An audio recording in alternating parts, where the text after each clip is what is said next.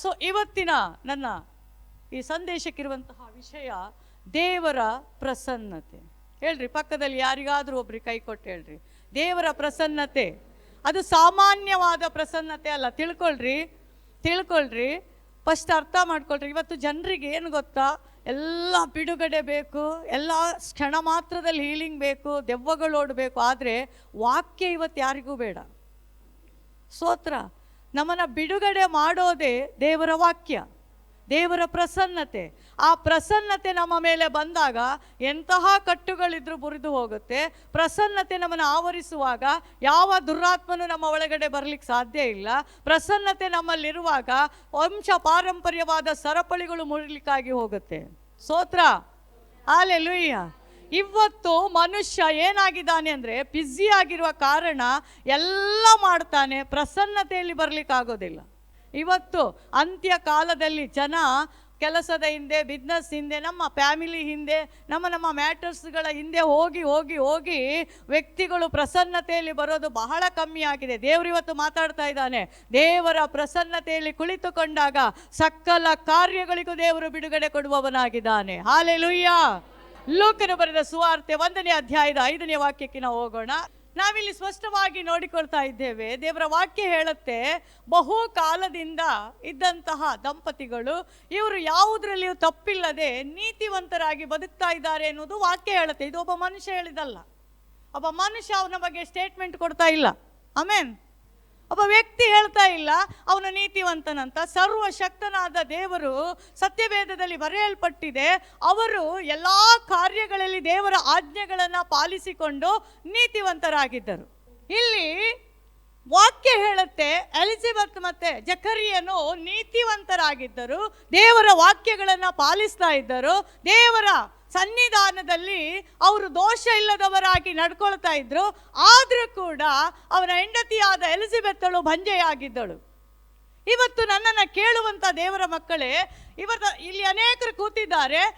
ಕರ್ತನೆ, ನಾನು ಫಾಸ್ಟಿಂಗಿಗೆ ಹೋಗ್ತಾ ಇದ್ದೇನೆ, ನಾನು ಹಗಲು ರಾತ್ರಿ ನಿನ್ನ ಪ್ರಾರ್ಥನೆ ಮಾಡ್ತೇನೆ, ಬೈಬಲ್ ಓದ್ತೇನೆ, ಸಭೆಗಳಿಗೆ ಮಿಸ್ ಮಾಡದೆ ಹೋಗ್ತೇನೆ, ಆರಾಧನೆಗೆ ಹೋಗ್ತೇನೆ, ಆದರೂ ನನ್ನ ಕಾರ್ಯದಲ್ಲಿ ಯಾಕೆ ತಡ? ನನ್ನ ಕಾರ್ಯದಲ್ಲಿ ಯಾಕೆ ಬಿಡುಗಡೆ ಆಗ್ತಾ ಇಲ್ಲ? ನನ್ನ ಕಾರ್ಯದಲ್ಲಿ ನಾನು ಇಷ್ಟೆಲ್ಲ ಮಾಡ್ತಾ ಇದ್ರು ನನ್ನ ಮೇಲೆ ಯಾಕೆ ನಿನ್ನ ದಯೆ ಬರ್ತಾ ಇಲ್ಲ?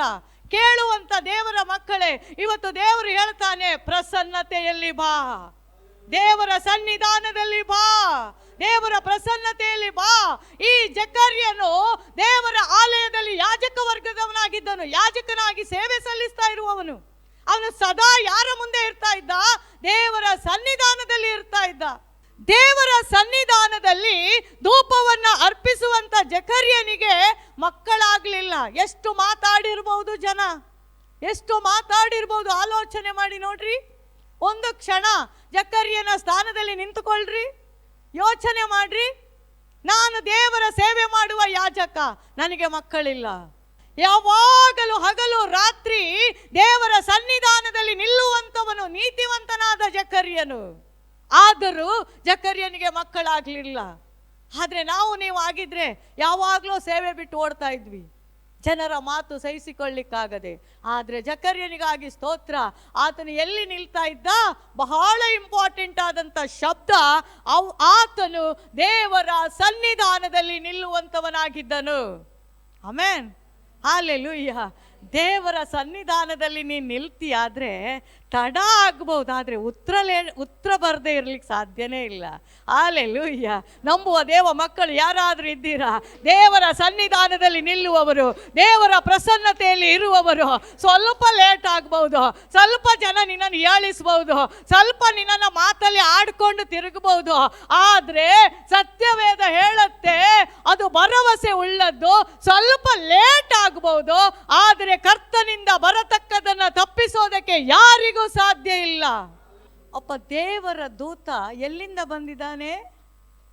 ಎಲ್ಲಿಂದ ಬಂದಿದ್ದಾನೆ? ದೇವರ ಸನ್ನಿಧಾನದಿಂದ ಬಂದಿದ್ದಾನೆ. ಜಕರ್ಯ ಎಲ್ಲಿ ನಿಂತಿದ್ದಾನೆ? ಎಲ್ಲಿ ನಿಂತಿದ್ದಾನೆ? ದೇವರ ಸನ್ನಿಧಾನದಲ್ಲಿ, ಸಮ್ಮುಖದಲ್ಲಿ, ಪ್ರಸನ್ನತೆಯಲ್ಲಿ ನಿಂತಿದ್ದಾನೆ. ದೇವರ ಪ್ರಸನ್ನತೆಯಲ್ಲಿ ನಿಲ್ಲುವವರಿಗೆ ಎಲ್ಲೆಲ್ಲಿದೋ ಉತ್ತರ ಬರಲ್ಲ, ದೇವರ ಸನ್ನಿಧಾನದಿಂದಲೇ ಉತ್ತರ ಬರೋದು. Hallelujah, hallelujah. ಹಾಗಾದರೆ ನೀನು ದೇವರ ಸನ್ನಿಧಿಯಲ್ಲಿ ನಿಲ್ಲುವುದಾದರೆ ನಿನ್ನ ಉತ್ತರ ಅಕ್ಕಪಕ್ಕದ ಮನೆಯಿಂದ ಬರೋದಲ್ಲ, ಅಥವಾ ಯಾರೋ ಪಾಸ್ಟರ್ ಕೊಡುವ ಉತ್ತರ ಅಲ್ಲ. ನಿನಗೆ ಉತ್ತರ ಬರುವುದು ದೇವರ ಸನ್ನಿಧಿಯಿಂದಲೇ. ದೇವರ ಸನ್ನಿಧಿಯಿಂದಲೇ ದೇವದೂತನು ಅದನ್ನು ಹೊತ್ತುಕೊಂಡು ಬರುವವನಾಗಿದ್ದಾನೆ. ಆಮೆನ್. ಸನ್ನಿಧಿಯಲ್ಲಿ ಇರೋದಂದ್ರೆ ಅದು ಸಾಮಾನ್ಯವಾದದಲ್ಲ. ಇದು ಎಲ್ರಿಗೆ ಮಾಡಲಿಕ್ಕೆ ಅಸಾಧ್ಯ. ಪ್ರಸನ್ನತೆ ಅನುಭವಿಸುವುದಂತ ಹೇಳಿದ್ರೆ, ಪಾಸ್ಟರ್ ಸಂದೇಶ ಕೊಟ್ಟಾಗ ನಾಲ್ಕು ಚಪ್ಪಾಳೆ ಹೊಡೆದು ಆರಾಧನೆ ಮಾಡುವಾಗ ಮೇಲೆ ಕೆಳಗೆ ನೋಡಿ, ಅವ್ರ ಸೀರೆ ಇವ್ರ ಸೀರೆ, ಅವ್ರ ಶರ್ಟು ಇವರ ಪ್ಯಾಂಟ್ ಎಲ್ಲ ನೋಡಿ 1 ಗಂಟೆ ಕಳೆದು ಹೋಗೋದು ಪ್ರಸನ್ನತೆ ಅಲ್ಲ. ಪ್ರಸನ್ನತೆ ಅಂದ್ರೆ ಭಾನುವಾರ ನೀನು ಹೋಗುವಾಗ ನಿನ್ನ ಶರೀರದಲ್ಲಿ ಒಂದು ಕಂಪನ ಉಂಟಾಗಬೇಕು. ದೇವಾದಿ ದೇವನನ್ನ, ಕರ್ತಾದಿ ಕರ್ತನನ್ನ, ರಾಜಾದಿ ರಾಜನನ್ನ ಆರಾಧಿಸುವಾಗಲೇ ನಿನ್ನ ಶರೀರದಲ್ಲಿ ಒಂದು ಶಾಕ್ ಆಗಬೇಕು, ಒಂದು ಪ್ರಸನ್ನತೆಯನ್ನು ಅನುಭವಿಸಬೇಕು. ಆ ಪ್ರಸನ್ನತೆ ಅನುಭವಿಸಿ ನೀನು ಹೊರಗೆ ಹೋಗುವಾಗ ಎಲ್ಲ ಕಾರ್ಯಗಳಲ್ಲಿ ದೊಡ್ಡ ಜಯವನ್ನು ನಾವು ಕಾಣಲಿಕ್ಕೆ ಸಾಧ್ಯ. ಹಲ್ಲೆಲೂಯಾ. ಕರಗಳನ್ನು ಎತ್ತಿ ದೇವರಿಗೆ ನಾವು ಮಹಿಮೆ ಸಲ್ಲಿಸೋಣ. ಆ ಪ್ರಸನ್ನತೆ ದೇವರು ಇವತ್ತು ನಮ್ಮ ಮಧ್ಯದಲ್ಲಿ ಇಳಿಸ್ಲಿಕ್ಕಾಗಿ ಹೋಗ್ತಾರೆ. ಆ ಪ್ರಸನ್ನತೆ ಇಲ್ಲದೆ ನಮ್ಮ ಜೀವಿತದಲ್ಲಿ ಏನು ಮಾಡಕ್ಕೂ ಆಗಲ್ಲ. ಮಾಡ್ತೀವಿ, ಕೆಲಸ ಮಾಡ್ತೀವಿ, ಆದರೆ ಫಲ ಇಲ್ಲ, ರಿಸಲ್ಟ್ ಇಲ್ಲ. ಆಮೇನ್. ಸುಮ್ಮನೆ ಎಕ್ಸಾಮ್ ಬರ್ದದ್ದು ಬಂದದ್ದು, ಎಕ್ಸಾಮ್ ಬರ್ದದ್ದು ಬಂದದ್ದು. ಮಾರ್ಕ್ಸ್ ಕಾರ್ಡ್ ತರ್ಲಿಕ್ಕೆ ಹೋದಾಗ ಎಲ್ಲ ರೆಡ್ ಲೈನು. ದೇವರ ಪ್ರಸನ್ನತೆ ಎಲ್ರಿಗೂ ಗೊತ್ತಾಗಲ್ಲ, ಪ್ರಸನ್ನತೆಯನ್ನು ಅನುಭವಿಸುವವರಿಗೆ ಮಾತ್ರ ಅದು ಅರ್ಥ ಆಗೋದು. ದಾವೀದನಿಗೆ ಚೆನ್ನಾಗಿ ಗೊತ್ತು. ನಾವು ಸತ್ಯವೇದದಲ್ಲಿ ಓದುವಾಗ ಬಹಳ ಪ್ರಸನ್ನತೆಯನ್ನು ಅನುಭವಿಸಿದ 2-3 ಜನರನ್ನು ನಾನು ನಿಮಗೆ ಪರಿಚಯ ಮಾಡಿಸ್ಲಿಕ್ಕಾಗಿ ಹೋಗ್ತೀನಿ. ದಾವೀದನ ಕುರಿತು ಕೇಳಿದ್ರಿ. ದಾವೀದನು ತನ್ನ ಎಲ್ಲ ಇಕ್ಕಟ್ಟಿನ ಸಮಯದಲ್ಲಿ ಎಲ್ಲಿ ಹೋಗ್ತಾ ಇದ್ದ? ಎಲ್ಲಿ ಹೋಗ್ತಾ ಇದ್ದ? ಯುದ್ಧದಲ್ಲಿ ಏನಾದ್ರೂ ನಡಿಬೇಕಾದ್ರೆ, ಯುದ್ಧವನ್ನ ಗೆಲ್ಲಬೇಕಾದ್ರೆ, ವೈರಿಗಳನ್ನ ಬೆನ್ನಟ್ಟಬೇಕಾದ್ರೆ ಅವನದು ಒಂದೇ ಪ್ರಶ್ನೆ, ದೇವರ ಸನ್ನಿಧಾನಕ್ಕೆ ಬರ್ತಾ ಇದ್ದ. ಪಾಪ ಮಾಡಿದಾಗಲೂ ದೇವರ ಸನ್ನಿಧಾನಕ್ಕೆ ಬರ್ತಾ ಇದ್ದ. ಕಷ್ಟ ಬಂದಾಗಲೂ ದೇವರ ಸನ್ನಿಧಾನಕ್ಕೆ ಬರ್ತಾ ಇದ್ದ. ಅದರ ಸೂಚನೆ ಎಲ್ಲಿಂದ ಸಿಗುತ್ತೆ ಗೊತ್ತಾ? ದಾವೀದ ಅರಸನಾದಾಗ ಮಾಡಿದ ಫಸ್ಟ್ ಕೆಲಸ ಏನ್ ಗೊತ್ತಾ? ಯಾರಿಗಾದ್ರೂ ಗೊತ್ತಾ? ದಾವೀದನು ಅರಸೊತ್ತಿಗೆಯನ್ನು ಹಿಡಿದ ಮೇಲೆ, ದಾವೀದನು ಅರಸನಾದ ಮೇಲೆ ಫಸ್ಟ್ ಅವನು ಮಾಡಿದ ಕೆಲಸ ಏನ್ ಗೊತ್ತಾ? ಸೌಲನು ಕೈ ಬಿಟ್ಟಿದ್ದ, ಸೌಲನು ಕೆಡವಿದಂತ ದೇವ ಮಂಜೂಷವನ್ನ ತರಿಸ್ತಾನೆ. ದೇವ ಮಂಜೂಷ ಅಂದ್ರೆ ಆ ಕಾಲದಲ್ಲಿ ದೇವರ ಸನ್ನಿಧಾನ. 1 ಪೂರ್ವಕಾಲ ವೃತ್ತಾಂತ 13ನೇ ಅಧ್ಯಾಯ. ದಾವೀದನು ಸಹಸ್ರಾಧಿಪತಿ, ಶತಾಧಿಪತಿ ಮೊದಲಾದ ಸರ್ವ ಪ್ರಭುಗಳೊಡನೆ ಮಾತಾಡಿದ ನಂತರ ಇಸ್ರಾಯೇಲ್ ಸಮಸ್ತ ಸಮೂಹದವರಿಗೆ, ನಿಮ್ಮ ಸಮ್ಮತಿಯು ನಮ್ಮ ದೇವರಾದ ಯೆಹೋವನ ಚಿತ್ತವು ಇರುವುದಾದರೆ ನಾವು ಎಲ್ಲ ಇಸ್ರಾಯೇಲ್ ಪ್ರಾಂತ್ಯಗಳಲ್ಲಿರುವ ನಮ್ಮ ಸಹೋದರರನ್ನು ಗೋಮಾಳ ಸಹಿತವಾದ ತಮ್ಮ ಪಟ್ಟಣಗಳಲ್ಲಿರುವ ಯಾಜಕ ಲೇವಿಯರನ್ನು ಶೀಘ್ರವಾಗಿ ಕರೆಕಳುಹಿಸೋಣ. ಅವರು ನಮ್ಮ ಬಳಿಗೆ ಕೂಡಿ ಬಂದ ಮೇಲೆ ನಾವು ಸೌಲನ ಕಾಲದಲ್ಲಿ ಅಲಕ್ಷ್ಯ ಮಾಡಿದ ನಮ್ಮ ದೇವ ಮಂಜೂಷವನ್ನು ತೆಗೆದುಕೊಂಡು ಬರೋಣ ಎನ್ನಲು ಅವರೆಲ್ಲರೂ ಆ ಮಾತಿಗೆ ಮೆಚ್ಚಿ ಅದರಂತೆ ಮಾಡಬೇಕೆಂದು ಹೇಳಿದರು. ಅರಸನಾದ ದಾವೀದ ಪಟ್ಟಕ್ಕೆ ಬಂದ ಕೂಡಲೇ ಎಲ್ಲ ಮರೆತು, ಓ ನನಗೊಂದು ಸಿಂಹಾಸನ ಸಿಕ್ತು, ಸಿಂಹಾಸನ ಜೊತೆಗೆ ಸೌಲನ ಮಗಳು ಸಿಕ್ಕಿದ್ಲು ಅಂತ ಬಹಳ ಸಂತೋಷಪಟ್ಟು ಸಂಭ್ರಮ ಆಚರಿಸ್ಲಿಕ್ಕೆ ಹೋಗಲಿಲ್ಲ. ಆತನಿಗೆ ಚೆನ್ನಾಗಿ ಗೊತ್ತು, ದೇವ ಮಂಜೂಷ ಇರಬೇಕಾದ ಜಾಗದಲ್ಲಿ ದೇವ ಮಂಜೂಷ ಇಲ್ಲ. ದೇವ ಮಂಜೂಷ ಅಂದರೆ ಆ ಕಾಲದಲ್ಲಿ ಇವತ್ತಿನ ಪವಿತ್ರಾತ್ಮನಂತೆ ಆ ದೇವ ಮಂಜೂಷ ಆ ಕಾಲದಲ್ಲಿ ಇತ್ತು. ಅದರಲ್ಲಿ ಹಲಿಗೆಗಳಿಂದ ಬರೆಯಲ್ಪಟ್ಟಂಥ ಆಜ್ಞೆಗಳು, ಆರೋನನ ಕೋಲು, ಅದು ಎಲ್ಲೆಲ್ಲೋ ಇರ್ಲಿಕ್ಕಲ್ಲ ರೀ, ಅದು ದೇವ ಮಕ್ಕಳಿರುವ ಜಾಗದಲ್ಲಿ ಇರಬೇಕು. ಅದು ಆಶೀರ್ವಾದ. ನೀವು ಓದ್ತಾ ಬಂದ್ರೆ ಒಡಂಬಡಿಕೆಯಲ್ಲಿ ದೇವ ಮಂಜೂಷ ಎಲ್ಲೆಲ್ಲ ಹೋಗಿದೆಯೋ ಅಲ್ಲೆಲ್ಲ ಆಶೀರ್ವಾದ. ಸ್ತೋತ್ರ. ಇವತ್ತು ದೇವ ಮಂಜೂಷ ನಮ್ಮ ಮಧ್ಯದಲ್ಲಿದೆ. ಹಲ್ಲೆಲೂಯಾ. ನಮ್ಮ ಮಧ್ಯದಲ್ಲಿ ದೇವ ಮಂಜೂಷ ಇದ್ರೆ ನಮಗೆ ಬಿಡುಗಡೆಗಳು ಸಂಭವಿಸುತ್ತೆ. Hallelujah, hallelujah. ದಾವೀದನು ಮಾಡಿದ ಒಳ್ಳೆಯ ಕೆಲಸ, ಹಾಳು ಬಿದ್ದಂಥ ಕೈ ಬಿಟ್ಟಿರುವಂಥ ದೇವ ಮಂಜೂಷವನ್ನು ತೆಗೆದುಕೊಂಡು ಬಂದ. ಅದಕ್ಕೆ ನೋಡ್ರಿ, ದಾವಿದನ ಕೀರ್ತನೆಯಲ್ಲೆಲ್ಲ ಆತನ ದೇವರನ್ನು ಹೊಗಳಿ ಬರಿತಾನೆ. ದೇವರನ್ನು, ತನ್ನ ಬಂಡೆ, ಆಶ್ರಯಗಿರಿ, ಪ್ರತಿಯೊಂದನ್ನು ಶಬ್ದಗಳನ್ನು ಹೇಳಿ ಹೇಳಿ ಬರಿತಾನೆ. ಹಾಲೆಲೂಯ. ಕಾರಣ ಇಷ್ಟೇ, ಚೆನ್ನಾಗಿ ಗೊತ್ತು ಅವನಿಗೆ, ನಾನು ಏನು ಮಾಡಿದ್ರು ದೇವ್ರ ಸನ್ನಿಧಾನಕ್ಕೆ ಹೋದರೆ ಇಮ್ಮಿಡಿಯೇಟ್ ನನಗೆ ಕೃಪೆ, ಇಮ್ಮಿಡಿಯೇಟ್ ದೇವರು ನನಗೆ ಕ್ಷಮಿಸ್ತಾನೆ, ಇಮ್ಮಿಡಿಯೇಟ್ ಆಗಿ ದೇವರು ನನ್ನ ಹೃದಯದಲ್ಲಿ ಬರ್ತಾನೆ ಎನ್ನುವಂಥದ್ದು ಗೊತ್ತಿದ್ದೆ ಅವನು ದೇವ್ರ ಸನ್ನಿಧಾನಕ್ಕೆ ಹೋಗ್ತಾ ಇದ್ದೆ. ಇವತ್ತು ನನ್ನನ್ನು ಕೇಳುವಂಥ ದೇವರ ಮಕ್ಕಳೇ, ನೀನು ಏನೆಲ್ಲ ಮಾಡು, ನನಗದು ವಿಷಯ ಅಲ್ಲ. ದೇವ್ರ ಸನ್ನಿಧಾನಕ್ಕೆ ಬರ್ತೀಯಾ, ದೇವರ ಸನ್ನಿಧಾನದಲ್ಲಿ ನೀನು ಸಮಯ ಕಳಿತೀಯಾ, ನಿನ್ನ ವಿಷಯದಲ್ಲಿ ಒಬ್ಬ ಶತ್ರು ನಿಲ್ಲಕ್ಕಾಗಲ್ಲ, ನಿನ್ನ ಮುಂದೆ ಒಂದು ಪಾಪ ನಿಲ್ಲಕ್ಕೆ ಆಗಲ್ಲ, ನಿನ್ನ ಮುಂದೆ ಯಾವ ವಿಚಾರನೂ ಅದಾಗಲ್ಲ ಅಂತ ಹೇಳಲಿಕ್ಕಾಗಲ್ಲ. ಕಾರಣ, ನೀನು ಕುಳಿತಿರುವುದು ಒಬ್ಬ ಮನುಷ್ಯನ ಮುಂದೆ ಅಲ್ಲ, ನೀನು ಕುಳಿತಿರುವುದು ಆಕಾಶ ಭೂಮಿಗಳನ್ನು ಸೃಷ್ಟಿ ಮಾಡಿ ನಿನ್ನೊಳಗೆ ಇವತ್ತಿಗೂ ಅದ್ಭುತಗಳನ್ನು ಮಾಡ್ತಾ ಇದ್ದಾನಲ್ಲ, ಆ ಕರ್ತನ ಸನ್ನಿಧಾನದಲ್ಲಿ ನೀನಿರೋದು. ದೇವರ ಸನ್ನಿಧಾನದಲ್ಲಿ ಬರುವವನು ಅವನು ರೋಗಿಯಾದ್ರೂ ಎದ್ದು ನಡೀತಾನೆ, ಅವನು ನೆರೆಯ ಮುದುಕನಾದ್ರೂ ಕೆಲಸ ಮಾಡ್ತಾನೆ. ಕಾರಣ ಅವನು ಬಲ ಅಲ್ಲ, ದೇವರ ಪ್ರಸನ್ನತೆ, ದೇವರ ಪ್ರಸನ್ನತೆ. Hallelujah, hallelujah. ಯಾವುದು ನಮ್ಮ ಬಲದಿಂದ ನಡಿಲಿಕ್ಕಾಗೋದೇ ಇಲ್ಲ. ದೇವರ ಪ್ರಸನ್ನತೆ ಬಹಳ ಇಂಪಾರ್ಟೆಂಟ್. ಪ್ರೀತಿಯ ಜನರೇ, ಇವತ್ತು ನಾವು ಏನೆಲ್ಲ ಮಾಡ್ತೀವಿ, ದೆವ್ವ ಬಿಡಿಸ್ತೀವೋ, ಮಾಟ ಮಂತ್ರ ತೆಗಿತೀವೋ, ರೋಗ ಸೌಖ್ಯ ಆಗುತ್ತೋ, ಎಲ್ಲದರ ಜೊತೆಗೆ ನಮಗೆ ನಾವು ಫಸ್ಟ್ ಮಾಡಬೇಕಾದದ್ದು ದೇವ ಸನ್ನಿಧಾನದಲ್ಲಿ ನಮ್ಮ ಸಮಯವನ್ನು ಕಳಿಬೇಕು. ಸ್ತೋತ್ರ. ಕೀರ್ತನೆ 16ರಲ್ಲಿ ಐ ಥಿಂಕ್ 11ನೇ ವಾಕ್ಯ ಓದ್ರಿ. ನೀನು ನನಗೆ ಜೀವ ಮಾರ್ಗವನ್ನು ತಿಳಿಯಪಡಿಸುವಿ, ನಿನ್ನ ಸಮ್ಮುಖದಲ್ಲಿ ಪರಿಪೂರ್ಣ ಸಂತೋಷವಿದೆ, ನಿನ್ನ ಬಲಗೈಯಲ್ಲಿ ಶಾಶ್ವತ ಭಾಗ್ಯವಿದೆ. ನಿನ್ನ ಸಮ್ಮುಖ ಅಂದ್ರೆ ಏನರ್ಥ? ದೇವರ ಸನ್ನಿಧಾನ. ಆಮೇನ್. ಹೆಂಡತಿ ಸಮ್ಮುಖದಲ್ಲಿ ಅಲ್ಲ, ಗಂಡನ ಸಮ್ಮುಖದಲ್ಲಿ ಅಲ್ಲ, ನಮ್ಮ ಏನು ಬಹಳ ದೋಸ್ತು ಬಿಡ್ಲಿಕ್ಕೆ ಆಗಲ್ಲ ಅವನ ಸಮ್ಮುಖ ಅಲ್ಲ. ಸಮ್ಮುಖ ಯಾರದ್ದು? ಯಾರದ್ದು? ಯಾರದ್ದು? ದೇವರ ಸಮ್ಮುಖದಲ್ಲಿ ಪರಿಪೂರ್ಣ ಅಂತೆ, ಅರ್ಧ ಅಲ್ಲ. ದಾವಿದನೇ ಹೇಳ್ತಾ ಇದ್ದಾನೆ, ದೇವರ ಸಮ್ಮುಖದಲ್ಲಿ ಪೂರ್ಣ, ಪರಿಪೂರ್ಣ, ಹಾಪು ಮುಕ್ಕಾಲಲ್ಲ ಇಲ್ಲಲ್ಲಿ.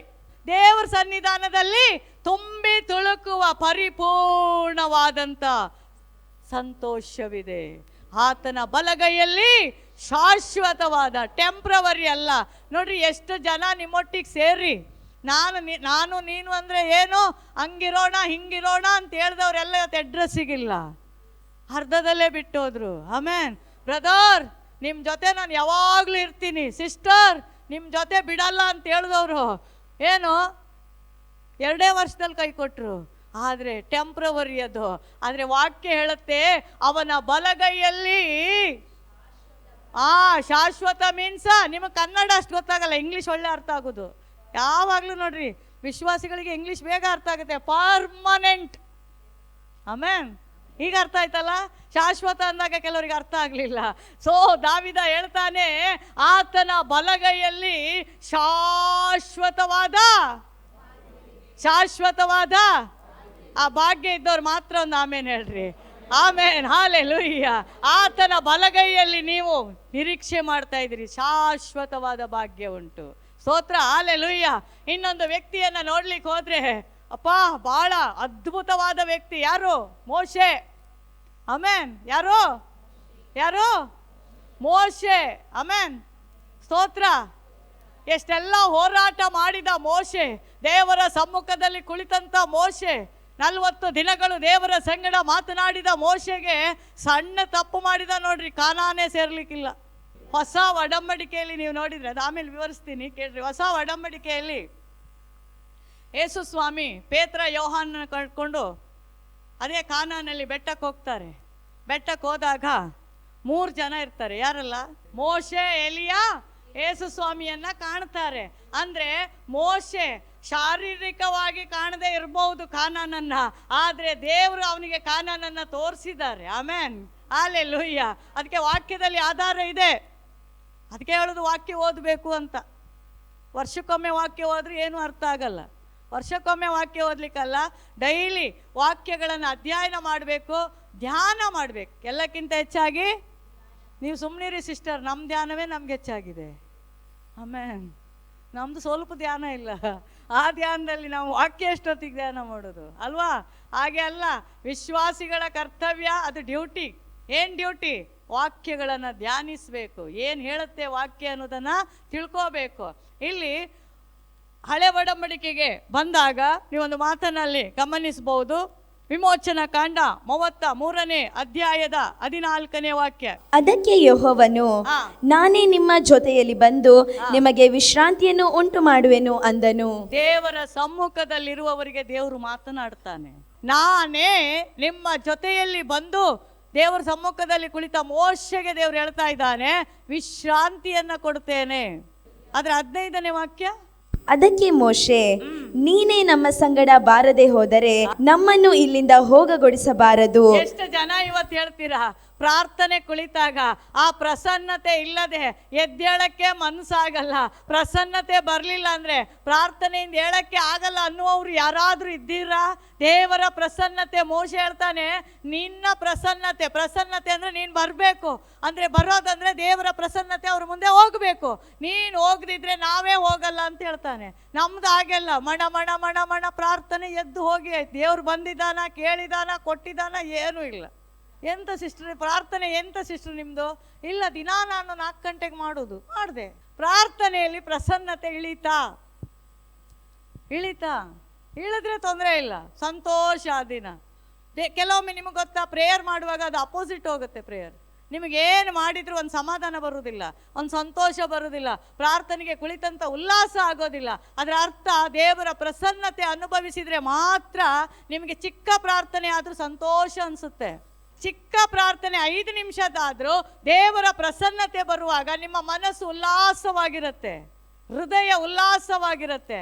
ಅನೇಕರು ಕಣ್ಣಲ್ಲಿ 1 ನಿಮಿಷ ಪ್ರೇಯರ್ ಮಾಡುವಾಗಲೇ ಕಣ್ಣಲ್ಲಿ ನೀರು ಬರುತ್ತೆ. ಕಾರಣ, ಆತನ ಪ್ರಸನ್ನತೆ ನಿನ್ನ ಒಳಗಡೆ ಬರುವಾಗ, ಆತನ ಪ್ರೀತಿ ನಿನ್ನ ಒಳಗಡೆ ಬರುವಾಗ, ದೇವ ಸಾನ್ನಿಧ್ಯಾನ ನಿನ್ನ ಒಳಗಡೆ ಬರುವಾಗ ಆ ಕಣ್ಣೀರು ಬರುತ್ತೆ. ಸ್ತೋತ್ರ. ಆ ವೇದನೆ, ಪಶ್ಚಾತ್ತಾಪಗಳು ನಿನ್ನಿಂದ ಹೊರ ಬರುತ್ತೆ. ಅದಕ್ಕೆ ಮೋಶೆ ಹೇಳಿದ್ದು, ನೀನು ಬರಲಿಲ್ಲ ಅಂದರೆ ಎಷ್ಟು ಪ್ರೇಯರ್ ಮಾಡಿದ್ರು ವೇಸ್ಟ್, ಎಷ್ಟು ಉಪವಾಸ ಮಾಡಿದ್ರು ವೇಸ್ಟ್. ಸ್ತೋತ್ರ. ಇಷ್ಟಿಷ್ಟುದ್ದ ಪ್ರೇಯರ್ ಮಾಡಿದ್ರು ವೇಸ್ಟ್.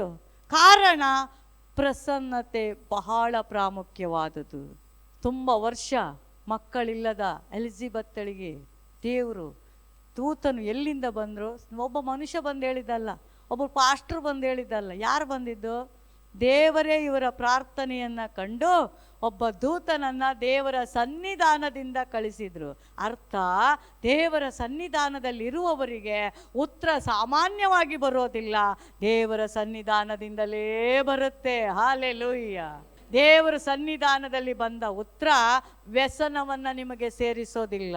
ದೇವರ ಪ್ರಸನ್ನತೆಯಲ್ಲಿ ಬರುವ ಉತ್ತರ ಅದು ನಿಮಗೆ ಸಂತೋಷವನ್ನು ಉಂಟು ಮಾಡುತ್ತೆ. ಕೀರ್ತನೆ 4:4. ನಾನು ಯೆಹೋವನ ಸನ್ನಿಧಿಯಲ್ಲಿ ಬೇಡಿಕೊಳ್ಳಲು, ಸನ್ನಿಧಿಯಲ್ಲಿ ದೊಡ್ಡಪ್ಪನ ಸಮ್ಮುಖದಲ್ಲಿ ಬೇಡಿಕೊಳ್ಳಲು ದೊಡ್ಡಪ್ಪ ಸಹಾಯ ಮಾಡಿದ. ಸ್ತೋತ್ರ. ಇವತ್ತಿಗೂ ಇದೆ ಭರವಸೆ ಬೇರೆಯವ್ರ ಮೇಲೆ. ಆದ್ರೆ ಕೀರ್ತನೆಗಾರರು ಎಷ್ಟು ಚೆನ್ನಾಗಿ ಹೇಳ್ತಾನೆ, ನಿನ್ನ ಭರವಸೆ ಯಾರು? ಜೀವಮಾನವೆಲ್ಲ ದೇವರಾಗಿರ್ಬೇಕು. ನಮಗೆ ಇಕ್ಕಟ್ಟು ಬಂದಾಗ, ಮೊದಲೆಲ್ಲ ನಾವೇನು ಮಾಡ್ತಾ ಇದ್ವಿ? ಇಕ್ಕಟ್ಟು ಬಂದಾಗ ಫೋನಲ್ಲಿ ಸ್ಟಾರ್ಟಿಂಗ್ ಎಷ್ಟು ನಂಬರ್ ಇದೆಯೋ ಅದು ಏರ್ಟೆಲ್ಲರ್ದವರು ಅಡ್ಡಿಲ್ಲ ಹೊಡಿತಾ ಇರ್ತೀವಿ. ಆದರೆ ಕೀರ್ತನೆಗಾರನು ಹೇಳ್ತಾನೆ, ಯೆಹೋವನ ಸನ್ನಿಧಿಯಲ್ಲಿ ಬೇಡಿಕೊಳ್ಳಲು ಆತನು ನನಗೆ ಸದುತ್ತರವನ್ನು ದಯಪಾಲಿಸಿದನು. ಬೇಡಿಕೊಳ್ಳೋರು ಮಾತ್ರ ಒಂದು ಆಮೇಲೆ ಹೇಳ್ರಿ. ನನಗೆ ಕಷ್ಟ ಬಂದಾಗ, ನನಗೆ ಇಕ್ಕಟ್ಟು ಬಂದಾಗ, ನನಗೆ ಕಣ್ಣೀರು ಬಂದಾಗ, ನನ್ನನ್ನು ಅವಮಾನಿಸಿದಾಗ, ನನ್ನನ್ನೆಲ್ಲರೂ ಬಿಟ್ಟು ಹೋದಾಗ ನಾನು ಕೇಳೋದು ಒಂದೇ, ಆತನ ಸಮ್ಮುಖದಲ್ಲಿ ಮೊಣಕಾಲಾಕಿ ಪ್ರಾರ್ಥಿಸುವಾಗ ನನ್ನ ಉತ್ತರ ಎಲ್ಲೆಲ್ಲೇ ಬರೋದಿಲ್ಲ. ಎಲ್ಲಿ ಮೊಣಕಾಲು ಹಾಕಿದೆನೋ ಅವನ ಸನ್ನಿಧಿಯಿಂದಲೇ ಉತ್ತರ ಬರುತ್ತೆ. ನಂಬುವ ದೇವ ಮಕ್ಕಳು ಗಟ್ಟಿಯಾಗಿ ನಾವು ಚಪ್ಪಾಳೆ ತಟ್ಟಿ ದೇವರಿಗೆ ಸ್ತೋತ್ರ ಮಾಡೋಣ. ಹಾಲೆಲೂಯಾ.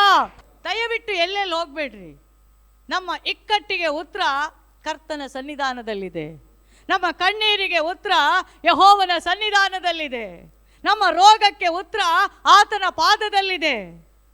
ಸ್ತೋತ್ರ. ಯಾವ PhD ಮಾಡಿದ್ರು ನಮ್ಮನ್ನು ಬಿಡಿಸ್ಲಿಕ್ಕಾಗಲ್ಲ. ಯಾವ ಪೋಸ್ಟ್ ಗ್ರ್ಯಾಜುಯೇಷನ್ ಮಾಡಿದ್ರು ಕಾರ್ಯಕ್ಕೆ ಬರಲ್ಲ. ಕೆಲವು ಸಂದರ್ಭದಲ್ಲಿ ದೇವರೇ ಬೇಕು ನಮಗೆ. ಇವತ್ತಿಗೂ ದೇವರನ್ನ ನಂಬಿ ಇನ್ನೊಬ್ಬರನ್ನ ದೇವ್ರ ಥರ ನೋಡುವವರಿದ್ದಾರೆ, ದೇವ್ರ ಥರ ನೋಡುವವರಿದ್ದಾರೆ. ಎಲ್ಲ ಕಷ್ಟಗಳಲ್ಲಿ, ಎಲ್ಲ ಸಂಕಟಗಳಲ್ಲಿ ಅವರೇ ಅವ್ರಿಗೆ ಬಲಗೈ. ಆದರೆ ವಾಕ್ಯ ಹೇಳುತ್ತೆ ಆತನ ಬಲಗೈ ಶಾಶ್ವತವಾದದ್ದು ಎನ್ನುವುದಾಗಿ. ಆದರೆ ವಿಶ್ವಾಸಿಗಳಾದ ನಾವುಗಳು ಏನು ಮಾಡ್ತೀವಿ? ಇನ್ನೊಬ್ಬರ ಬಲಗೈಯನ್ನು ನಾವು ಶಾಶ್ವತವಾಗಿಟ್ಟುಕೊಳ್ತೀವಿ. ನೋ ನೋ, ಎಲ್ಲಿಯವರೆಗೆ ನಿನಗೆ ಇನ್ನೊಂದು ಸಹಾಯ ಇರುತ್ತೋ ಅಲ್ಲಿಯವರೆಗೆ ದೇವ್ರ ಸಹಾಯ ಕಡಿಮೆ ಇರುತ್ತೆ. ಎಲ್ಲಿಯವರೆಗೆ ದೇವರೇ ನಿನಗೆ ಸಹಾಯ ಅಂತ ನಂಬಿರ್ತೀಯೋ, ನಿನ್ನ ಇಕ್ಕಟ್ಟಿನ ಎಲ್ಲ ಪರಿಸ್ಥಿತಿಗಳಲ್ಲೂ ಆತನೇ ನೇರವಾಗಿ ಬಂದು ಸಹಾಯ ಮಾಡ್ತಾನೆ. ಎಲ್ಲಕ್ಕಿಂತ ಪ್ರಾಮುಖ್ಯವಾದದ್ದು ಆತನ ಪ್ರಸನ್ನತೆ, ಆತನ ಸನ್ನಿಧಾನ. ಆತನ ಸನ್ನಿಧಾನದಲ್ಲಿ ಕುಳಿತುಕೊಂಡ್ರೆ ನಿನಗೊಂದು ಹೇಳ್ತೀನಿ ನೋಡ್ರಿ, ಪ್ರಾಯದ ಸಿಂಹವಾದರೂ ಹಸಿದಾವು. ಅದರ ಅರ್ಥ ಏನು ಗೊತ್ತಿದೆಯಾ? ಒಟ್ಟು ಹೇಳ್ಕೊಂಡು ಹೋಗ್ತೀವಿ, ಅರ್ಥವೇ ಗೊತ್ತಿಲ್ಲ. ಪ್ರಾಯದ ಸಿಂಹ ಅಂತ ಅರ್ಥ ಏನು ಗೊತ್ತಾ? ಈ ಬೇಟೆ ಆಡಿ ಆಡಿ ಪಳಗಿ ಪಳಗಿ ಪಳಗಿ ಪಳಗಿ ಏನು ಬೇಟೆ ಆಡ್ಲಿಕ್ಕೆ ಹೋಗೋದೇ ಬೇಡ, ಇಲ್ಲಿ ಕೂತ್ಕೊಂಡೆ ಹಿಂಗೆ ಕಣ್ಣಿಟ್ರೆ ಸಾಕು ಬೇಟೆ ಬರುತ್ತೆ ಅಂತ ಎಕ್ಸ್ಪೀರಿಯನ್ಸ್. ಸ್ತೋತ್ರ. ಅರ್ಥ ಆಗಲಿಲ್ಲ ಅಂತ ಕಾಣುತ್ತೆ. ಪ್ರಾಯದ ಸಿಂಹ ಅಂತ ಯಾಕೆ ಅಲ್ಲಿ ಮೆನ್ಷನ್ ಮಾಡಿದ್ದಾರೆ ಗೊತ್ತಾ ನಿಮಗೆ? ಗೊತ್ತಾ? ಕೀರ್ತನೆಗಾರನ ಯಾಕೆ ಮೆನ್ಷನ್ ಮಾಡಿದ್ದಾನೆ? ಪ್ರಾಯದ ಸಿಂಹ ಅಂದರೆ ಅದು ಅಷ್ಟು ಎಕ್ಸ್ಪೀರಿಯನ್ಸ್ ಆದಂಥ ಸಿಂಹ ಒಂದು ವೇಳೆ ಹೊಟ್ಟೆಗಿಲ್ಲದೆ ಮಲಗಬಹುದಂತೆ ಕರ್ತನ್ ಹೇಳ್ತಾನೆ.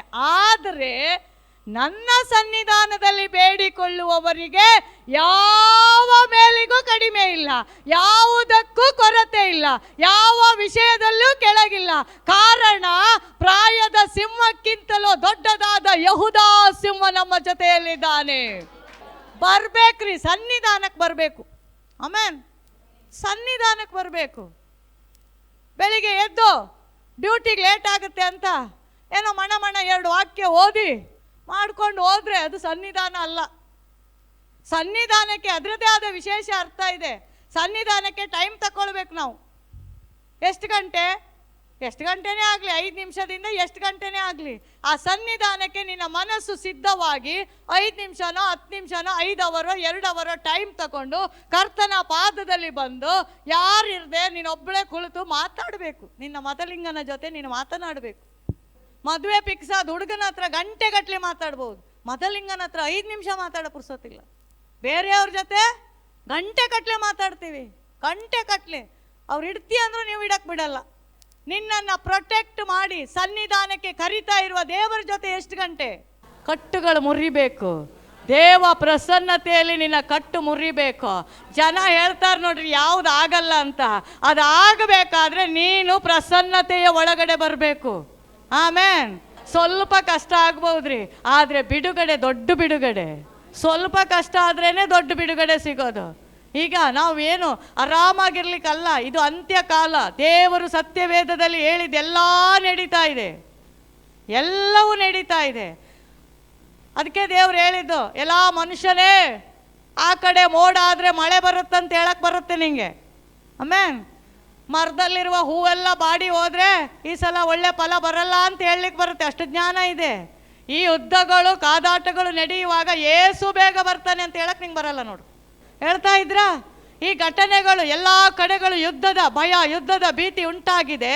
ಜನರಿಗೆ ಏನು ಹಣ ಇದ್ರೂ ಆಹಾರವನ್ನು ತಿನ್ಲಿಕ್ಕೆ ಆಗದೇ ಇರುವಂಥ ಕಾಲ ಬಂದಿದೆ ಈಗ. ಸ್ತೋತ್ರ. ಆದರೂ ನಿನ್ನ ಬಾಯಲ್ಲಿ ಏಸು ಬರ್ತಾ ಇದ್ದಾರೆ, ಎಲ್ಲ ವಿದ್ಯಮಾನಗಳು ನಡೀತಾ ಇದೆ, ಏಸು ಬರ್ತಾ ಇದ್ದಾರೆ ಅನ್ನುವಂಥ ಕಾಲಾಂಶ ಭಯ ನಿನ್ನ ಹತ್ರ ಇಲ್ಲ. ದೇವರ ಪ್ರಸನ್ನತೆಯಲ್ಲಿ ಬಂದರೆ ನಿನಗೆಲ್ಲವೂ ಅರಿವಾಗುತ್ತೆ. ನೀನು ಲೋಕ ನೋಡಿ, ಮೋಡ ನೋಡಿ, ಮಳೆ ಬರೋದರ ಸೂಚನೆ ಇದೆ ಅಂತ ಹೇಳುವ ನಿನಗೆ ವಿದ್ಯಮಾನಗಳನ್ನು ಗಮನಿಸಿ ಏಸು ಬರ್ತಾನಂತ ಹೇಳೋಕ್ಕಾಗಲ್ಲ ನೋಡು. ಸ್ತೋತ್ರ. Hallelujah, hallelujah. ಏಸು ಬೇಗನೆ ಬರ್ತಾ ಇದ್ದಾರೆ, ಏಸು ಬೇಗನೆ ಬರ್ತಾ ಇದ್ದಾರೆ. ದೇವ ಪ್ರಸನ್ನತೆ ಒಳಗಡೆ ಬಾ, ದೇವರ ಪ್ರಸನ್ನತೆಯನ್ನು ಅನುಭವಿಸು. ದೇವರ ಪ್ರಸನ್ನತೆಯಲ್ಲಿ ನಿನ್ನ ಸಮಯವನ್ನು ಕಳೆ. ವ್ಯರ್ಥವಾಗಿ ಕಳೆಯುವರು ಇವತ್ತಿಗೂ ಇದ್ದಾರೆ. ಭಯ ಪಡಬೇಕು. ಯೇಸುವಿನ ಬರೋಣ ಬಹಳ ಹತ್ತಿರವಾಗಿದೆ. ಆಮೇನ್. ದೇವ ಪ್ರಸನ್ನತೆ ಭಾಳ ಇಂಪಾರ್ಟೆಂಟು. ಆ ಪ್ರಸನ್ನತೆಯಲ್ಲಿ ಬಂದಾಗ ನಿನ್ನ ಮೇಲೆ ಆ ದೇವರ ಪ್ರಸನ್ನತೆ ಇಳಿಯುವಾಗ ಅನೇಕ ಕಾರ್ಯಗಳು ನಿನ್ನ ಕೈಯಿಂದ ನಡೀತದೆ. ಅನೇಕ ಅದ್ಭುತಗಳು ನಿನ್ನ ಮನೆಯಲ್ಲಿ ನಡೆಯುತ್ತೆ. ಸ್ತೋತ್ರ. ಅನೇಕ ವಿಚಾರಗಳು ಇದುವರೆಗೆ ನೋಡ್ರಿ, ಯೇಸು ಬಂದರೆ ಕತ್ತೆಗೂ ಒಂದು ಮಾನ ಬರುತ್ತಂತೆ. ಆಮೇಲೆ ಕಟ್ಟಲ್ಪಟ್ಟ ಕತ್ತೆಯನ್ನೇ ಬಿಚ್ಚಿ ಹೊಸನ್ನ ಹೊಸನ್ನ ಅಂತೇಳಿ ಕತ್ತೆಗೆ ಒಂದು 20 ವರ್ಷ 10 ವರ್ಷ ಆದಮೇಲೆ ಅದೇ ಕತ್ತೆ ಎಲ್ಲೋ ಮಲ್ಕೊಂಡಿದೆ. ಕಾರಣ ಯೇಸು ಇಲ್ಲ. ಸ್ತೋತ್ರ ಸ್ತೋತ್ರ. ಯೇಸು ಹತ್ತಿದಾಗ ಕತ್ತೆಗೊಂಥರ ಉಮೇದು, ಕುದುರೆಗಿಂತ ಜಾಸ್ತಿ ಉಮೇದು. ಕಾರಣ ಎಲ್ಲರೂ ಕತ್ತೆಗೆ ಸನ್ಮಾನ ಮಾಡ್ತಾ ಇದ್ದಾರೆ. ಯಾರಿದ್ದಾರೆ ಕತ್ತೆ ಮೇಲೆ? ಯೇಸು. ಯೇಸು ಇಲ್ಲದ ಜೀವನ ಆ ಕತ್ತೆ ಜೀವನ ಥರ ನಮ್ಮ ಜೀವನ ಆಗಬಾರ್ದು. ನಮ್ಮ ಜೀವಿತದಲ್ಲಿ ಯೇಸು ಯಾವಾಗಲೂ ಇರಬೇಕು. ಆತನ ಪ್ರಸನ್ನತೆಯಲ್ಲಿ ಹೆಚ್ಚಿನ ಸಮಯವನ್ನು ನಾವು ಕಳಿಬೇಕು. ಅಷ್ಟು ದೊಡ್ಡ ಮೋಶೆ, ಅಷ್ಟು ದೊಡ್ಡ ಇಸ್ರಾಯೇಲ್ ಜನರನ್ನು ನಡೆಸಿದಂಥ ಮೋಶೆ ಆತನ ಕೇಳ್ತಾ ಇರೋದು ಏನು? ನೀನು ಬಂದಿಲ್ಲ ಅಂದರೆ, ನಿನ್ನ ಸಮ್ಮುಖ ಇಲ್ಲ ಅಂದರೆ ನಾನು ಹೋಗಲ್ಲ. ಸ್ತೋತ್ರ. ಇವತ್ತು ನಮಗೆ ದೇವ್ರು ಹೇಳಲಿಲ್ಲ ಅಂದರೂ ನಾವು ಓಡಿ ಹೋಗ್ತೀವಿ. ನಡ್ಕೊಂಡಲ್ಲ, ಓಡಿ ಹೋಗ್ತೀವಿ.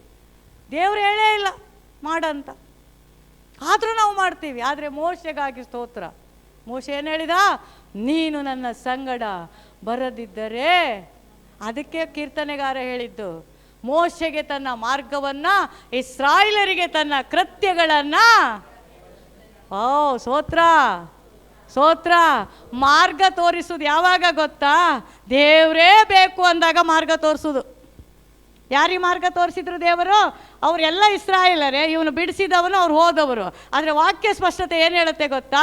ಇಸ್ರಾಯೇಲರಿಗೆ ಕೃತ್ಯ, ಮೋಶೆಗೆ ಮಾರ್ಗ.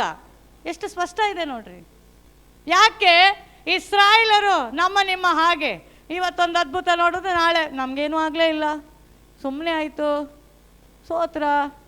ಆಮೇಲೆ ಇವತ್ತು ದೊಡ್ಡ ಅದ್ಭುತ ಮಾಡಿದ್ದಾರೆ. ಕಳೆದ ವರ್ಷ ಕ್ಯಾನ್ಸರ್ ವಾಸಿ ಆಯಿತು, ಈ ವರ್ಷ ಜ್ವರಕ್ಕೆ ಗುಣಗುಟ್ಟು. ಜ್ವರ 1 ವಾರ ಆಯಿತು, ಜ್ವರ ಬಿಡಲೇ ಇಲ್ಲ, ಗುಣಗುಟ್ಟುದೇನು? ದೇವ್ರಿದ್ದೀರ ಜ್ವರ ಬತ್ತಿತ್ತಾ? ಸ್ತೋತ್ರ ಸ್ತೋತ್ರ. ನಾನು ಚರ್ಚಿಗೆ ಹೋಗ್ಲಿಲ್ವಾ? ಜ್ವರ ಯಾಕೆ ಬಂತು? ಅಕ್ಕ, ಅಣ್ಣ, ನಿನ್ನ ಕ್ಯಾನ್ಸರ್ ವಾಸಿ ಮಾಡೋದು ನೆನ್ಪು ಮಾಡ್ಕೊ. ಅದಕ್ಕೆ ಇಸ್ರಾಯೇಲರು ಆಗಾಗ ಗುಣಗುಟ್ಟಿದ್ರಿಂದ ವಾಕ್ಯ ಚೆನ್ನಾಗಿ ಸ್ಪಷ್ಟಪಡಿಸುತ್ತೆ. ಇಸ್ರಾಯೇಲರಿಗೆ ತನ್ನ ಕೃತ್ಯವನ್ನು, ಮೋಶೆಗೆ ತನ್ನ ಮಾರ್ಗವನ್ನು ತಿಳಿಯಪಡಿಸಿದ ದೇವರು. ಯಾವಾಗ ಮಾರ್ಗ ತೋರಿಸ್ತಾರೆ ಅಂದರೆ, ನಮಗೆ ಗೊತ್ತಿರಬೇಕು, ಕರ್ತನೇ ನನ್ನ ಮಾರ್ಗ, ಕರ್ತನೇ ನನ್ನನ್ನು ಉಪದೇಶಿಸುವವನು, ಕರ್ತನಿಂದಲೇ ನನ್ನ ಜೀವನ ನಡೆಯುವುದು. ಎಷ್ಟು ಜನ ಹೇಳ್ತೀರ, ದೇವರ ಪ್ರಸನ್ನತೆ ನನಗೆ ಬೇಕು. ಪ್ರತಿ ಹೆಜ್ಜೆಯಲ್ಲಿ, ಪ್ರತಿ ಗಂಟೆಯಲ್ಲಿ, ಪ್ರತಿ ನಿಮಿಷದಲ್ಲಿ ದೇವರ ಪ್ರಸನ್ನತೆ ನಮಗೆ ಬೇಕು. ಸ್ತೋತ್ರ. Hallelujah, hallelujah. ಒಂದು ವಾಕ್ಯವನ್ನು ಓದಿ ಮುಂದಿನ ಭಾಗಕ್ಕಾಗಿ ನಾನು ಹೋಗ್ತೇನೆ.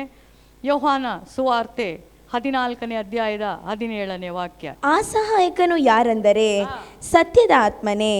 ಲೋಕವು ಆತನನ್ನು ನೋಡದೆಯೂ ತಿಳಿಯದೆಯೂ ಇರುವುದರಿಂದ ಆತನನ್ನು ಹೊಂದಲಾರದು. ಒಂದು ನಿಮಿಷ. ನಾವು ಲೋಕದವರಲ್ಲ ಹೇಳ್ರಿ, ನಾವು ಲೋಕದವರಲ್ಲ. ಅವರಿಗೂ ನಮಗೂ ವ್ಯತ್ಯಾಸ ಇದೆ.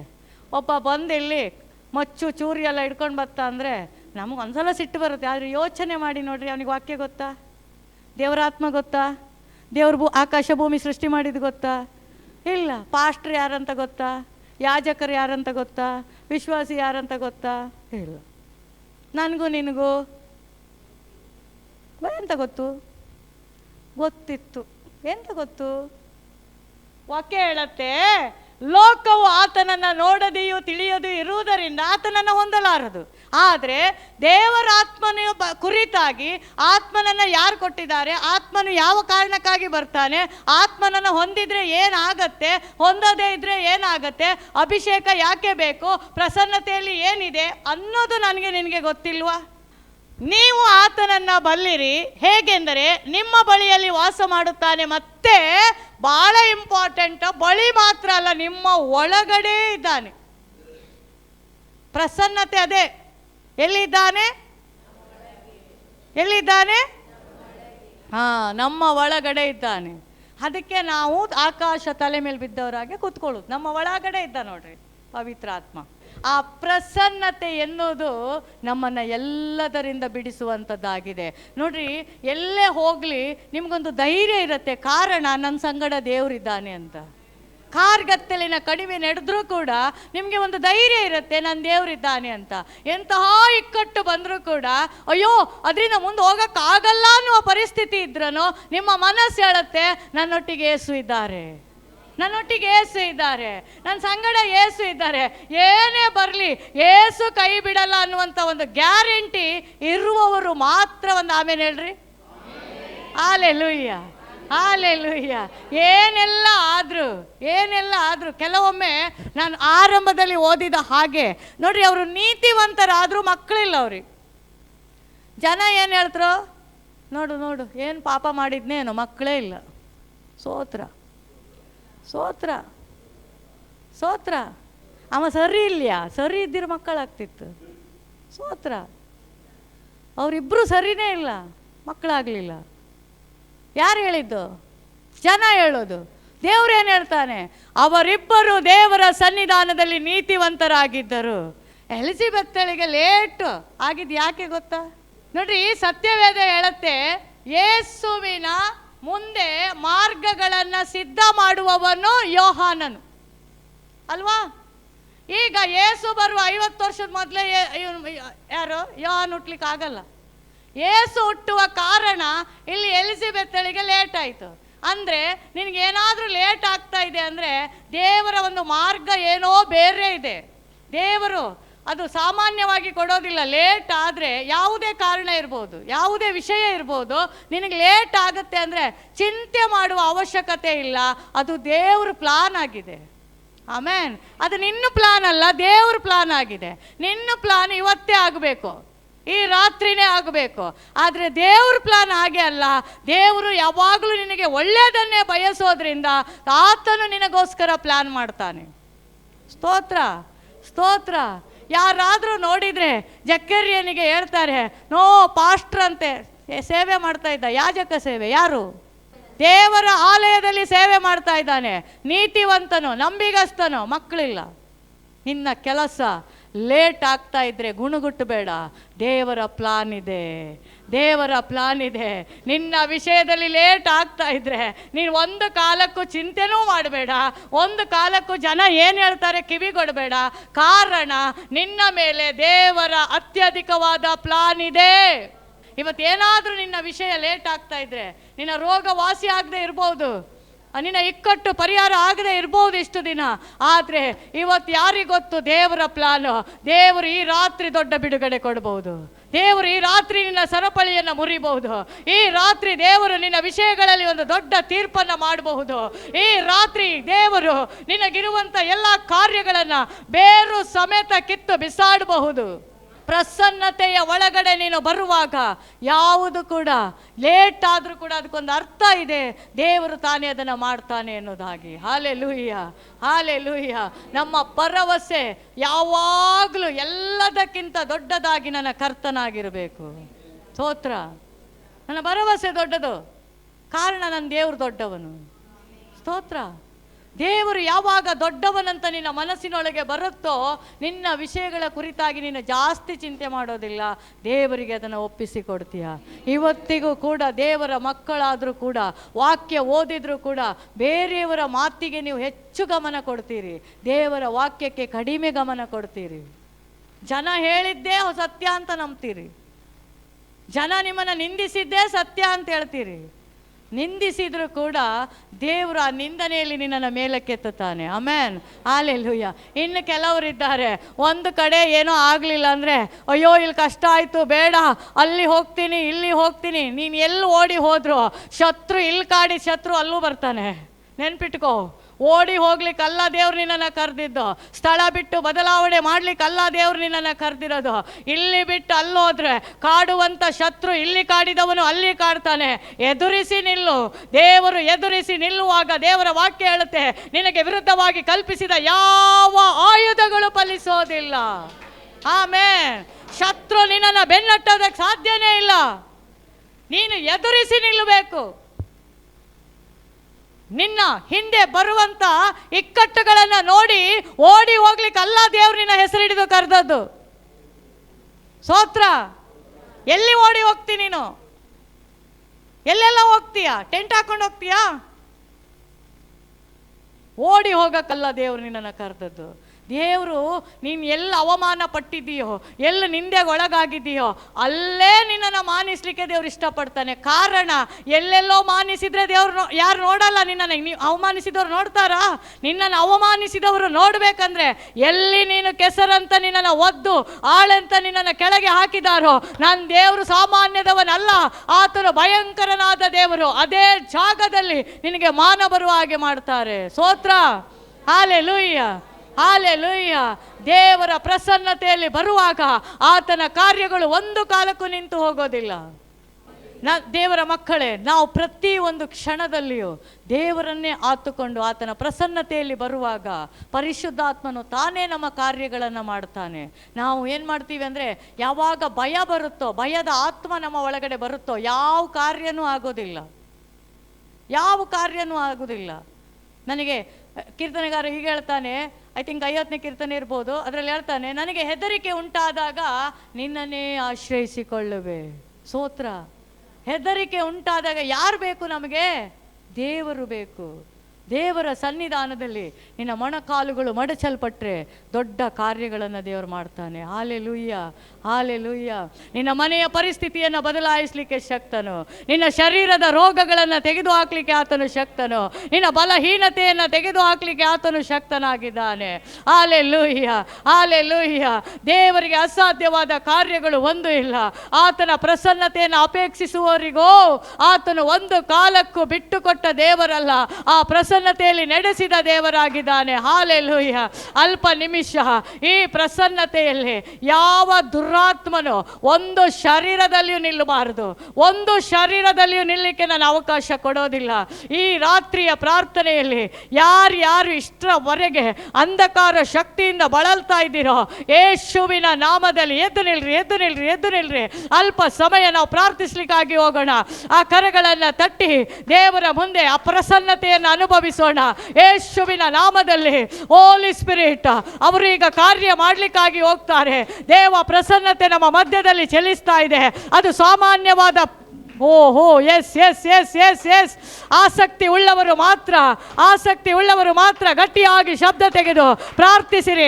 ಕರ್ತನೆ, ಇವತ್ತೊಂದು ಬಿಡುಗಡೆ, ನನ್ನ ಕುಟುಂಬಕ್ಕೆ ಒಂದು ಬಿಡುಗಡೆ, ಈ ಪ್ರಸನ್ನತೆಯಲ್ಲಿ ನನ್ನ ರೋಗಕ್ಕೊಂದು ಬಿಡುಗಡೆ, ನನ್ನ ಕರ್ತನೆ ಆಳ್ವಿಕೆ ಮಾಡುವ ದುರಾತ್ಮ ಶಕ್ತಿಗಳಿಗೆ ಒಂದು ಬಿಡುಗಡೆ ಯೇಸುವಿನ ನಾಮದಲ್ಲಿ ಉಂಟಾಗಲಿ ಎನ್ನುವುದಾಗಿ, ಉಂಟಾಗಲಿ ಎನ್ನುವುದಾಗಿ ಶಬ್ದ ತೆಗೆದು ಪ್ರಾರ್ಥಿಸಿರಿ. ನಿನ್ನ ಬಿಡುಗಡೆ ಈ ರಾತ್ರಿಯ ಓ ಎಸ್, ನಿನ್ನ ಬಿಡುಗಡೆ ಈ ರಾತ್ರಿ ಆಗಿದೆ. ಇಸ್ರಾಯೇಲರನ್ನ ಬಿಡಿಸಿದ ದೇವರು ಇಗೋ ನಿನ್ನನ್ನು ಬಿಡಿಸ್ತಾ ಇದ್ದಾನೆ. ನಿನ್ನ ಮೇಲೆ ಇರುವ ಸುಳ್ಳಾದ ದುಷ್ಟ ಸೈತಾನನು, ನಿನ್ನ ಮನೆಯನ್ನ ಬಾಧಿಸುವ ದುಷ್ಟ ಸೈತಾನನು ಈ ರಾತ್ರಿಯ ವೇಳೆಯಲ್ಲಿ ಇಲ್ಲಿಂದ ಓಡಿ ಹೋಗ್ತಾ ಇದ್ದಾನೆ, ಓಡಿ ಹೋಗ್ತಾ ಇದ್ದಾನೆ, ಓಡಿ ಹೋಗ್ತಾ ಇದ್ದಾನೆ. ಪ್ರಾರ್ಥಿಸಿರಿ, ಅಲ್ಪ ನಿಮಿಷ ಅನ್ಯ ಭಾಷೆಯಲ್ಲಿ ಪ್ರಾರ್ಥಿಸಿರಿ.